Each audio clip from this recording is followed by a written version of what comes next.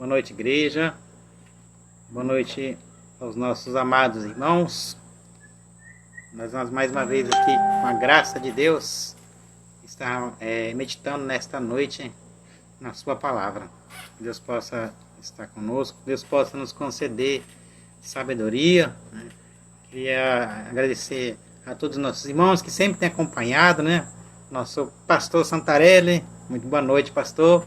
Está assistindo aí ao vivo. Seja bem-vindo, pastor, à nossa live dessa noite. Esteja conosco meditando na palavra do Senhor. Convido os irmãos para que oremos ao nosso Deus. Pai, graças nós te damos, Senhor, por mais essa oportunidade de estarmos aqui junto com os nossos irmãos meditando na tua palavra, Pai.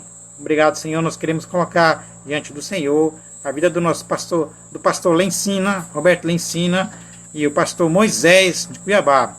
São pessoas que estão acometidas, ó Pai, por essa grave pandemia, Senhor. Nós queremos colocar diante do Senhor essas vidas. Queremos que o Senhor venha restaurar e livrar teus servos, ó Pai, dessa pandemia, desse vírus, ó Pai, que está espalhado sobre toda a face da terra, Senhor. Nós queremos que o Senhor seja visitando, cuidando, dando também paciência aos familiares, dando, Pai, fortalecendo a fé de cada um, para que permaneçam firmes, Senhor.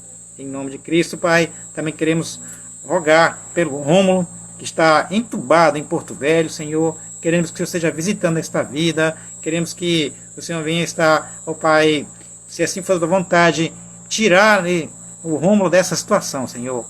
Que ele possa estar tendo sua saúde restaurada para a honra e para a glória do Senhor. Também queremos colocar a nossa irmã Lúcia diante do Senhor. Nós queremos rogar para a vida dela, queremos que o Senhor possa estar dando saúde, que o Senhor possa estar fortalecendo a fé, Senhor, na vida da nossa irmã Lúcia. Rogamos, ó Pai, para que o Senhor esteja com a tua boa mão sobre este lá também. Continua abençoando cada um dos nossos irmãos que aqui estão assistindo esta noite a essa transmissão da meditação da tua palavra, Senhor. Que o Senhor possa conceder sabedoria a cada um dos nossos irmãos para que eles possam recepcionar a tua palavra. E a nós aqui também, Senhor, usa-nos apenas como instrumentos do Senhor nesta noite. Que o teu nome aqui seja exaltado, Senhor. Que o nosso possa ser diminuído, em nome de Cristo Jesus. Amém, Senhor. Irmãos, vamos abrir então nossas Bíblias. Convido os irmãos para que abram as suas Bíblias no livro de Provérbios, capítulo 6. Nós vamos estar lendo versículos 30 a 35. Diz assim a palavra do Senhor. Provérbios, capítulo 6, versículos 30 a 35. Diz assim: Não é certo que se despreza o ladrão quando furta para saciar-se tendo fome, pois este, quando encontrado, pagará 7 vezes tanto, entregará todos os bens da sua casa. O que adultera com uma mulher está fora de si. Só mesmo quem quer arruinar-se é que pratica tal coisa. Versículo 33. Achará açoites e infâmia, e o seu opróbrio nunca se apagará. Porque o ciúme excita o furor do marido, e não terá compaixão no dia da vingança. Não se contentará com o resgate, nem aceitará presentes, ainda que sejam muitos.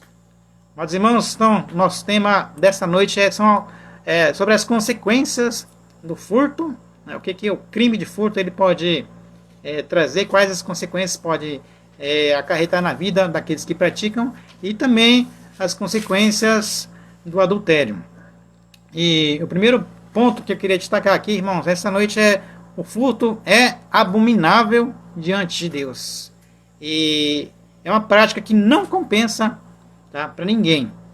Eu gostaria que, antes de fazer uma ressalva aqui sobre a palavra furto, e essa palavra tem sido muito confundida com a palavra roubo também. São duas palavras que têm suas definições diferentes. Furto é quando o ladrão vem até a nossa casa, e com a nossa ausência ele se apropria dos nossos bens e os leva. Às vezes até mesmo com a nossa ausência. E o roubo já é diferente. O roubo é quando você está ou na sua casa, ou na rua, e alguém chega e, mediante grave ameaça, ou a arma em punho, ou qualquer outro objeto, fazendo graves ameaças, ele se apropria dos seus bens. Tá? Então essas são as diferenças de furto para roubo. Então, voltemos aqui a palavra do Senhor, versículos 30 e 31, que diz assim, ó, não é certo que despreza o ladrão quando furta para saciar-se tendo fome? Pois este, quando encontrado, pagará 7 vezes tanto. Entregará todos os bens de sua casa. Vale lembrar, irmãos, que a prática do furto é a quebra do 8º mandamento da lei de Deus, conforme Êxodo 20, versículo 15. Ali a palavra de Deus nos diz sobre o 8º mandamento: não furtarás. Essa prática, irmãos, ela é abominável diante de Deus. E diante dos homens é considerado um crime. O ladrão muitas vezes ele se apresenta com uma imagem de honestidade. A pessoa às vezes chega em nosso lar, né, com essa imagem de ser uma pessoa totalmente honesta, mas contudo ele é uma pessoa totalmente desprovida de integridade. Nós queremos aqui destacar algumas razões, irmãos, pelas quais não se pode praticar o furto, e realmente é uma prática que é abominável diante de Deus, e é uma prática que não compensa para ninguém. Em primeiro lugar, irmãos, o ladrão, mesmo que furte apenas para comer, quando ele é descoberto, cai em desprezo e numa grande desgraça na sua vida. E é tão escandaloso, irmãos, quando uma pessoa ela é conhecida por ser ladrão. Mesmo que ela, às vezes, ela possa não mais praticar esse crime, mas quando a gente relaciona uma pessoa com o ato que ele cometeu, a gente vai relacionar como um ladrão. Olha, ali está aquela pessoa, aquele ladrão. E mesmo, irmãos, que o ladrão muitas vezes ele possa acumular muitos bens de forma desonesta, ele não conseguirá, irmãos, andar de cabeça erguida, pois ele sempre vai carregar o rótulo de ladrão. Em segundo lugar, irmãos, quando o ladrão ele é descoberto, ele muitas vezes terá de devolver o produto furtado, e até a sua casa, diz a palavra de Deus, será devastada. Devastada. Quer dizer, os irmãos, talvez em alguma ocasião, os irmãos já tenham acompanhado a polícia entrando na casa de alguém durante o dia. Normalmente é feito durante o dia, mediante autorização de um juiz. E às vezes essa pessoa que comete tantos furtos vai acumulando tantos bens na sua casa, e quando a polícia vem, ela leva tudo que tem na sua casa. Tudo que não tem nota fiscal é considerado produto de furto. Então muitas vezes tudo aquilo que foi feito às escondidas pelo ladrão, na calada da noite, em desobediência à palavra de Deus, em desobediência à lei dos homens, ela é exposta de forma pública. Todos esses feitos vêm se tornar público mediante a ação, muitas vezes, das autoridades, né, que vão até a casa dessas pessoas que praticam furto. A casa que muitas vezes outrora a gente olha, uma casa é bem embelezada, mas com muitos produtos de furto, né, de uma hora para outra ela pode ser exposta e varrida sob a luz do dia. E o resultado final disso tudo aí, irmãos, é a vergonha. O resultado disso tudo é o opróbrio, é a pobreza. De fato, irmãos, o furto não compensa. Muitos, às vezes, os nossos irmãos têm sido vítima dessa prática de furto em suas residências. Inclusive, alguns momentos que estão na igreja, né, louvando, bendizendo ao nosso Deus, e alguns irmãos têm as suas casas invadidas e têm seus produtos, seus bens furtados dali. A palavra de Deus trata aqueles que não se arrependerem dessa prática de furto como pessoas injustas. Se nós olharmos para 1 Coríntios 6, versículos 9 e 10, ali diz que os ladrões não herdarão o reino de Deus. O segundo ponto que eu quero destacar nesta noite aqui, irmãos, são sobre as consequências do adultério. Acompanhe sua Bíblia, versículos 32 e 33, que diz assim: o que adultera com a mulher está fora de si. Só mesmo quem quer arruinar-se é que pratica tal coisa. Achará açoites e infâmia, e o seu opróbrio nunca se apagará. Diferente do furto, irmãos, que quando muitas vezes os objetos são recuperados, são restituídos ao seu proprietário, no adultério não existe restituição. É isso mesmo, no adultério não existe restituição. A palavra de Deus diz que aquele que adultera com uma mulher, ele está fora de si. É interessante que o rei Salomão, ao escrever este provérbio aqui, ele estava chamando os adúlteros de loucos.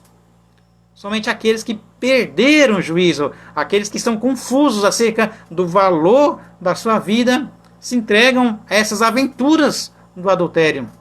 E é importante, irmãos, afirmar que não existe adultério indolor. Todas essas práticas são terrivelmente doloridas. Não existe infidelidade conjugal sem que as consequências drásticas venham na sua vida. O preço, irmãos, a pagar é tão alto que a palavra de Deus diz que enfaticamente que só aqueles que querem arruinar-se é que praticam tal coisa. Só aqueles que querem ter a sua vida arruinada praticam tal abominação. E essa ruína, irmãos, atraída para a vida dos adúlteros, ela é terrível. Muitos caem em desgraça financeira.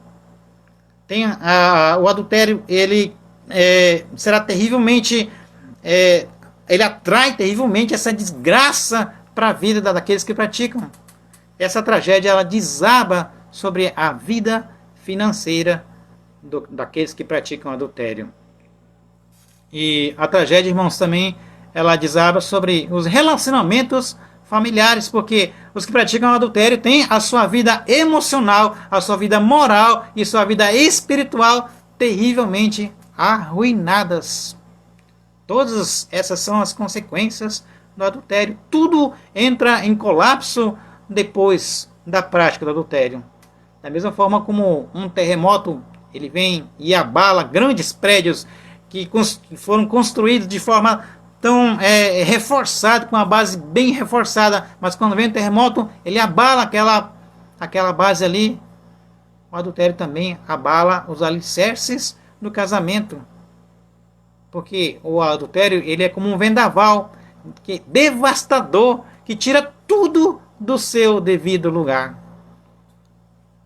O adúltero, irmãos, será transformado, diz a palavra de Deus, em objeto de açoites e infâmia.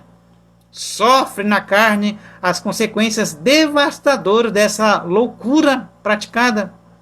Perde a sua própria honra. O adúltero não tem mais a honra que antes, que outrora tinha na sua vida. E é interessante, irmãos, que o pecado do adultério, mesmo depois de perdoado, deixa cicatrizes profundas. Permitam-me aqui, irmãos, fundamentar essa afirmação no versículo 33, que diz: e o seu opróbrio nunca se apagará. O opróbrio é grande desonra pública, uma degradação social, uma vergonha, um vexame. Então, mesmo alcançando perdão, o adultério deixa cicatrizes profundas na vida daqueles que o praticam. Outra fundamentação, irmãos, que fazemos aqui sobre o adultério, que ele deixa essas cicatrizes profundas, quando nós olhamos para a vida de Davi, quando ele cometeu o adultério com Batseba.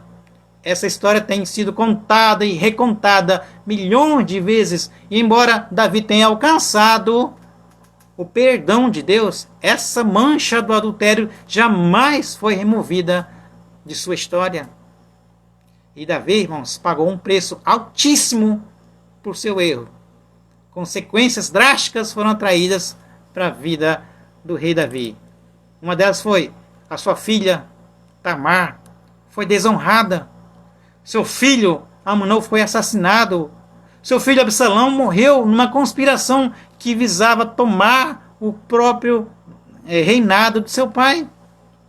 O pecado de Davi, que foi consumado às ocultas, num quarto fechado, ele foi proclamado no espaço de toda a sua história. Essas são, irmãos, as terríveis consequências do adultério.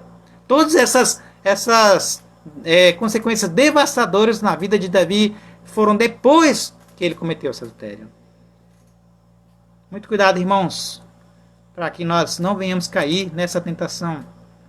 Muito cuidado com a nossa vida espiritual. Maridos, amem as vossas esposas. Esposas, amem os vossos maridos. Sejam fiéis.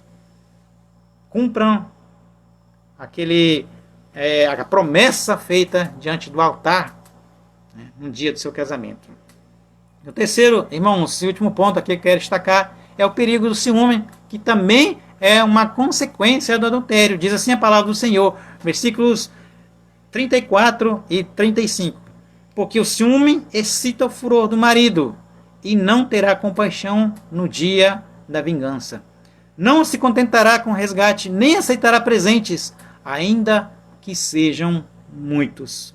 Essa, irmãos, é uma das consequências amargas do adultério. O adúltero tem que lidar com o ciúme, com a revolta do cônjuge que foi traído. A palavra de Deus nos diz que o ciúme excita o furor do marido, e este não terá compaixão no dia da vingança. De nada adianta, irmãos, tentar recompensar o amor traído com presentes, mesmo que sejam muitos, mesmo que sejam os melhores que você já deu para o seu cônjuge, para a sua esposa, para o seu esposo. Os presentes não vão compensar o pecado que você cometeu. A pior, irmãos, agressão que um indivíduo possa sofrer é ver a sua esposa, ou a esposa ver o seu esposo se deitando com outra pessoa.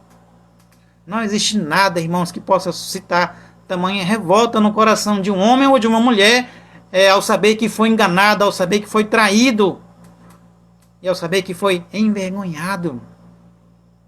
Interessante, irmãos, ressaltar que muitos crimes passionais têm sido cometidos por essa causa. O prazer, irmãos, que muitos se dão ao luxo de poucas horas ali na cama do adultério, transforma-se num pesadelo a vida inteira. Vidas são ceifadas por causa de adultério, por causa dos ciúmes. E em virtude dessa loucura, irmãos, muitos casamentos têm sido destruídos.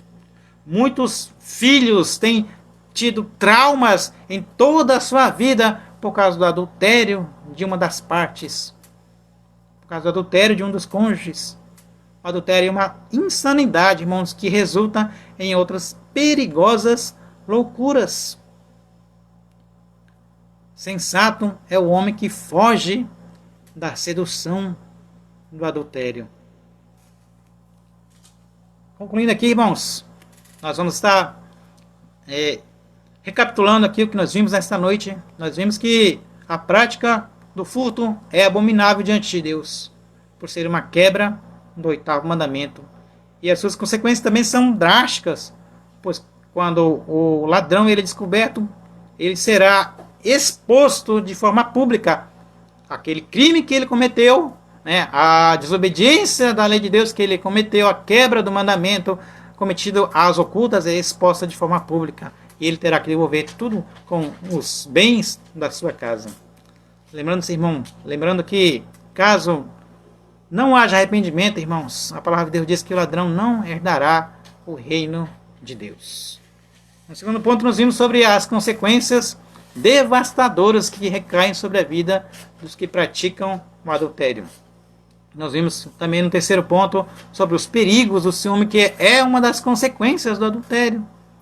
Muitos têm cometido, como falamos anteriormente, o crime de homicídio, por causa do adultério, trazendo consequências graves, devastadoras. E essas consequências, irmão, vão para a vida toda. Esposa, sejam fiéis aos seus cônjuges. Sejamos fiéis às nossas esposas. Mulheres, sejam fiéis aos vossos maridos. Deus se alegra com a fidelidade conjugal. Deus é glorificado com a fidelidade conjugal. Essas advertências, irmãos, precisam ser levadas em consideração, principalmente em nossos dias, quando as tentações elas são abundantes em toda parte. A imoralidade nos dias atuais, irmãos, nós temos muitos promotores, laços de vício são vistos em toda parte ao nosso redor. E o cristão ele precisa tomar muito cuidado ao usar tudo que ele tem, a Deus, meios de comunicação, evitar relacionamentos com pessoas que porventura as lisonjeiem ou atraiam. Sejamos sensatos, irmãos. Fujamos das seduções do adultério. Consagremos a nossa vida. Renovemos os nossos votos a cada dia com o nosso cônjuge. E que Deus assim, irmãos, nos conceda sabedoria a cada dia para acatarmos essas advertências. O livro de Provérbios, ele volta e meia traz à tona esse mesmo assunto do adultério. E são advertências que devem ser acatadas por todos nós. Nós devemos clamar ao Senhor para que nos conceda a cada dia sabedoria para meditarmos dia após dia na sua palavra. Que Deus assim abençoe, irmãos, a vida de cada um. Que Deus renove a nossa fé. Que Deus possa continuar com sua boa mão sobre o seu povo. E assim, irmãos, prossigamos firmes nessa caminhada cristã. Vamos orar, irmãos? E quero aqui antes colocar mais um pedido. A nossa irmã Márcia também pediu oração, né, pela sua vida. Então vamos estar colocando diante de Deus a vida da nossa irmã Márcia. Vamos orar. Pai, graças nós te damos, Senhor, pela meditação da tua palavra. Ela é o nosso alimento espiritual. Obrigado, Pai, porque essas advertências, apesar de muito tempo terem sido escritas, Pai, elas são atuais. A tua palavra, ela é atual para nossas vidas. E nós somos gratos a Ti porque por meio da Tua palavra nós conhecemos, ó Pai, ao Senhor. Por meio da Tua palavra nós somos regidos, ó Pai, e aqui nós somos, ó Pai, advertidos a não cometer certas práticas em nossas vidas. Livra-nos, ó Pai, da tentação. Livra-nos, ó Pai, do pecado adultério. Livra-nos, ó Pai, do pecado furto. Em nome de Jesus, Pai. Que o Senhor possa estar dando sabedoria ao Teu povo a cada dia, Senhor. Que famílias, ó Pai, não sejam destruídas diante dessas práticas, ó Pai. Mas que o Senhor possa livrar com Tua boa mão o Teu povo, Senhor. Queremos, ó Pai, colocar aqui diante do Senhor a vida da nossa irmã missionária Márcia. Que o Senhor possa abençoar a sua vida, a sua família, o seu lar, o seu ministério, Pai. Queremos colocar essa missionária diante do Senhor, para que o Senhor possa estar, ó Pai, renovando a sua fé também. Capacitando a tua serva para te servir dia após dia, Senhor, na obra que o Senhor tem, ó Pai, preparado para ela fazer. Para a honra e para a glória do Teu nome, Senhor. Que o Senhor possa estar com o Teu povo, Senhor. Livra-nos, ó Pai, dessa pandemia. Livra, Senhor, o nosso estado, a nossa cidade, o nosso país, Senhor, em nome de Cristo Jesus, Pai. Que o Senhor possa estar com a Tua boa mão sobre o Teu povo que está espalhado sobre a terra, Senhor. Em nome de Jesus. Amém. Amados irmãos, nós queremos aqui, mais uma vez, agradecer a todos que acompanharam a meditação da palavra nesta noite. Que Deus possa abençoar a vida de cada um dos nossos irmãos. Obrigado pela paciência, obrigado por ter esperado até o final. Deus abençoe, irmãos.